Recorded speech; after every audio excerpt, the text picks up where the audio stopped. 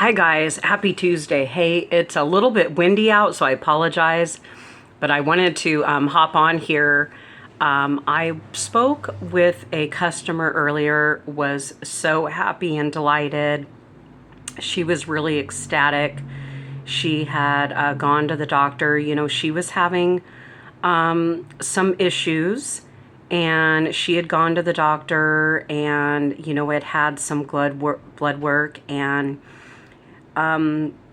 you know how we all know that when you go and visit, the doctor is usually gonna, lean toward something that they're gonna recommend over the counter, or they're gonna have, something that they want you to try, get on this and try it for whatever amount of time. And this person was really resistant to this because they have a similar background to me. They've seen people, family members, that have become ill through the years.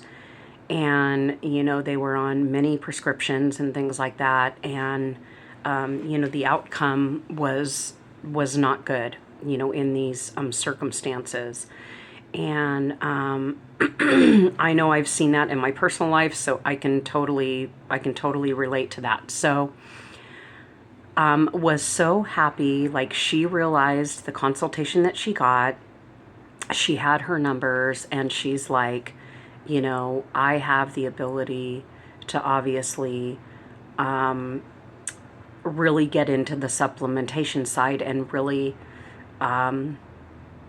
master and take charge of what she was looking at. And even in terms of money, guys, when you're looking at copays on some of these prescriptions and people are weighing it, they're going, okay, if I, get my multivitamin, I get my magnesium, I get my D3K2, I'm ordering, let's say, the super reds and super greens, right? Those are super foods that they're introducing into their body. And it's interesting because in this conversation, they were saying that they have purposely been, for a while now, they've been eating, organically. Like they do as much fresh foods. They say, sometimes they were trending towards croissants or whatever it is, items in a box. And they've learned that the more fresh that you can consume, your body starts to heal. And what's interesting, this is what's interesting, we touched on this. As you eat more organically, guys, as you eat according to how you're meant to eat, if you go back and try to eat something out of a box, right? You are going to see a lot of times people will either their stomach is going to get upset, or maybe they ingest it and they break out in sweats or whatever it is, or they have the runs, or, when you're feeding your body what it's meant to have, excuse me, it is going to actually reject what is foreign to it. So the reintroducing the foods, the proper foods, the organic foods, like let's say you were eating a lot of ice cream and you said, I'm making a change. I'm now going to have like fresh fruit for dessert, or Greek yogurt, or whatever. So now you're substituting out for the thing that is better for you. Your body is going, in the healing process, when it gets to the most healed state, it is going to reject. You're going to begin noticing, maybe like your body will cough, or it just, you'll want to, I hate to say it, spit things out or what have you. Like, foods truly are our medicine. And your body is going to respond accordingly when you are trying to reintroduce those things, back in. And we were just talking about even the affordability of it. So, like, for example, the super red, super greens are considered a superfood.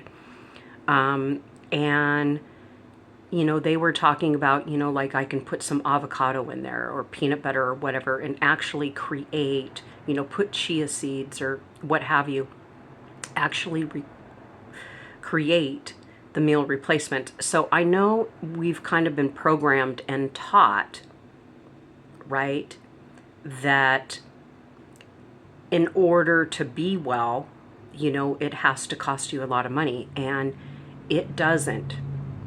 What costs you a lot is if you continue in the processed foods, when you continue in the altered foods, and eventually it will result in having to go to the doctor and or hospitalizations. And some of it could be traditions. Some people are eating just based on traditions. They're like, I've always had a bunch of starches, maybe vegetables or fruits or whatever were never served. Obviously the organic factor maybe was never considered. I know, like, for my grandma was raised on a farm, so everything was, the chickens were killed there, and it wasn't being processed through a market. They were eating off the land, right? They were eating off the land there. So and that's really what it all boils down to. Even my parents growing up, we would go to farms and get our fruits and vegetables, even our meats and cheeses. My mom, we would, after church, she would go to a local deli, and we would get our meats and cheeses. I remember the smell. I remember going into the deli and the amazing smell. And they would slice the cheese and the meats. And I remember growing up, like, we were not opening up Oscar Mayer packages, right? We were getting our deli meats, our cheeses fresh at that time. And it makes such a difference. So it's basically creating your own, ecosystem per se, right? Growing your herbs. If you can grow as much of the meals that you are making and or select the organic meats, that is where you're going to win. That's where you're going to win, because there is an absolute correlation. There is an absolute correlation with health and financial decline. So if people start struggling in their finances, for example, they are going to naturally struggle in their health. The health is going to get affected. And this manifests, obviously, people, what a common decision making process is with that. If someone has a main job and then they say, okay, I need to get a second job. So the thing is again, tripping up that decision making and saying, nope, not going with the job. I'm actually going to choose to do something that I love, that I am passionate about. I know for me, I'm passionate about health. I've seen it, impact my loved ones. I've seen it, impact myself, along the way. I remember having a cleaning business and putting in hours and hours and hours when the kids were younger.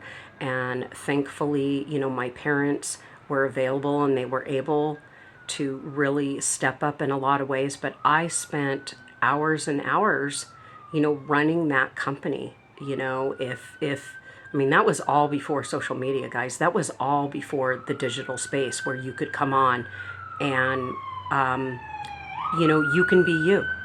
If you're coming across this video, you can be you. Maybe your talent is music. Maybe your talent is, food. Whatever it is, you can be you and create an income. And this call that I got today, it's lifted me up so much. And, she's a young person. She's 39 years old. And she said, I'm looking at all of this. And she says, I realize, when we look at our family members, our aunts, our uncles, our parents, grandparents, whatever, and we start recognizing if they have things going on, issues going on, we start saying, you know what, if I don't make decisions different now, if you fast forward, 20 years, or you fast forward 40 years, if people are looking at their grandparents or whatever it is, or 60 years, whatever age, the grandparents, are at. I know that varies from person to person. So they start recognizing themselves. They start getting to an age and saying, you know what, if I don't, make different decisions, I'm going to be in the walker like they are, right? And sometimes people are in that space at a young age. Like my dad goes and walks every morning. He is 87. He walks every morning for 25 minutes. And, he has beat cancer, thankfully. But there's a lot of 57-year-olds. There's people 30 years younger than he is and cannot walk 25 minutes. They can't get the steps in, either because of lifestyle, maybe they're working themselves to death at a job, and at the end of the day they're just too exhausted.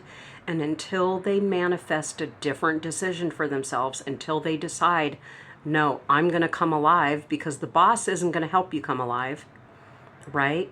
And the money won't do it per se. The action, it's making that fundamental change. So we were just talking about how these experiences, okay, these experiences are allowing us to make a difference for ourselves, and then also, share that with other people. And I think sometimes people are they're in patterns, and they don't see it. They don't see those patterns. Maybe they're always doing as their parents did, and now all of a sudden, and it can catch up really, really quickly, right, guys? Right? The average person is living, into their early 70s now. I think the average lifespan is like the early 70s. And most of you that are coming across this video, you've already lived more life than you're going to see, right? Most of you have probably already lived 30, 40, 50 years, and you won't have 30, 40, 50 years to live. You somewhere in that time frame, you're going to be facing the end of life. But that doesn't mean that your quality of life has to be, I guess the word is substandard, right? It doesn't have to be, compromised. And I just, and on that subject of money itself, when you do what you enjoy, and that your contributions are making a difference, the money is secondary. Like the money takes care of itself, right? When you are just you, and you share your journey, you share examples, you share, like, it's gotten to a point where we've had a growth to a point that I have people reaching out pretty much constantly, saying something about their experience, like it's a true experience with our products. And it's an experience of affordability. It's an experience of just that, the affordability creates the improvement, right? So like, for example, our coffee, instead of putting $5, $6, $7 into one cup of coffee that you stop and get at a drive-through, or maybe you pop into a coffee shop and you get that, right? Ours is 66 cents for the cup of coffee. That's a huge difference. So right away, we're lifting people's spirits. We're lifting people's pocketbooks by saying, wow, I now have a relief. I'm now recovering that $150 a month. And if you're throwing muffins or croissants or whatever in there, it's that expense is a lot more than that if you happen to be going daily. Maybe you're just going a few days a week. But, those coffees, if you don't know already, are grown in the shade, in herbicides, fungicides, pesticides, chemicals. I know at one of my old workplaces, I had a coworker, you guys, that I remember that she would literally make a pot of coffee for herself. She would drink a pot of coffee. She would pour it in this thermostat. Thermostat. Thermos. She would pour it in this thermos. And she would drink like half the pot in the morning, and then she would, she would finish it off. And I used to always think about that and go, how in the world? And she was tiny. She was a tiny person. And I'm like, man, this woman is consuming a ton of coffee.